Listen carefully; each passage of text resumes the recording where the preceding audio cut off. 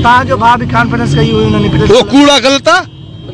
लके पे चिक चिक चिक पे मां सामू तो गला यहां पे मां लके पे चिक चिक चिक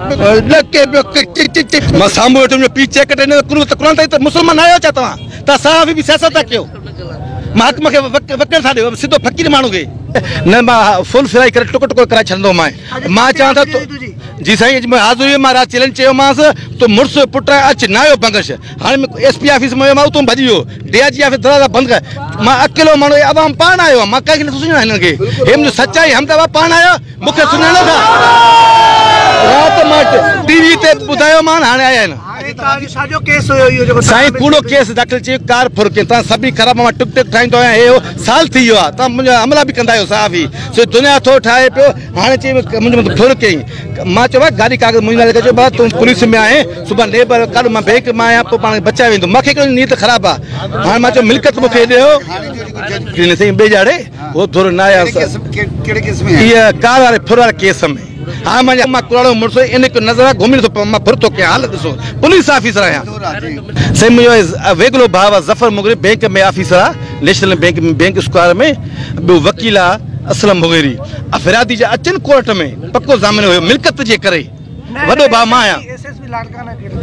एसपी बस सही शहादपुर में होयो मां तो ट्रेनिंग पे दिया उते ट्रेनिंग पे कयो तो जी चवा असा वल्ला दल जेको होयो असा जो टीएनटी एडिशन आई जी होयो मासे से गाड़ियों तो दे रुशवत तो वटे घत वजन रोलकार घुरायो मथे स्टैंड ते बिठा आसे तो भाई क्या बात असगर मुगरी इधराओ मासर हमारे पास कभी ने टीवी है फ्रिज कुछ हम 1 रुपया भी नहीं ये सब तो तुम क्या बोलो तुम सिंधी लोग भड़वे मां भड़े तू जी हम स्टैंड में चंबो हम किरो किरो उसको पकड़ो पकड़ो से मां कोई भी हमारे बीच न वलीलाल दल एडिशन शायद थो पूछा क्यों जो भाई ये बुजुर्ग है आपसे उम्र से बड़ा है इसे सच क्या आपको गाली देते हो क्यों सिंधी को गाली देते हो वो सब नारा है से है वो शकी थियो वो चुप करे बैठो वो ही सदा मुखा वठे तो लाड़काणो पैसा वठी करे केस दाखिल किया उन मासे कुरान तो खणा से तो अब आए ना आयो 30 लख वरते मां सामू बैठो पीछे कटे ने कुरान तो मुसलमान आयो चाहता ता साहब भी सियासत क्यों महात्मा के वकल था दे सीधो फकीर मानू के जेको मतलब सामू तो गलाए प्रूफ केड़ो आ घर जो भाती आया घर जो मां वडो आया मुझे बेनो भाग के चेक ने 2 किलो ने आम जतो लाए चन के तो फासा कूड़न केसन में मां घर जो मां अगू चेक नहीं ता जो भाउ बि कॉन्फ्रेंस कई हुई उन्होंने वो कूड़ा गलत आ लके पे चिक चिक चिक पे मां सामू तो गला यहां पे मां सियासी मानू तो ना आया वो तो वकील आ शाम तालबो हाने ता साईं मुझे यो फौरन के हटायो वने मां अग में एनसी दाखिल कराए मुझे फिराद न वरतो बंग जो ते मां मुझे भेण मारियो थन मां नंढो हुयम उनके टुकड़ा टुकड़ा करे लाश गुम करे छड़ियो मुझे मां नमाज पढ़ंदो मुझे पीर के धक्का हणदो दुर्मंद मुगेरी नेट घरों कढी छने उन कफन में हो कैंसर थी मरियो नंढे हुंद खां मुके कुटंदो आया मुके नानी पढ़ायो आ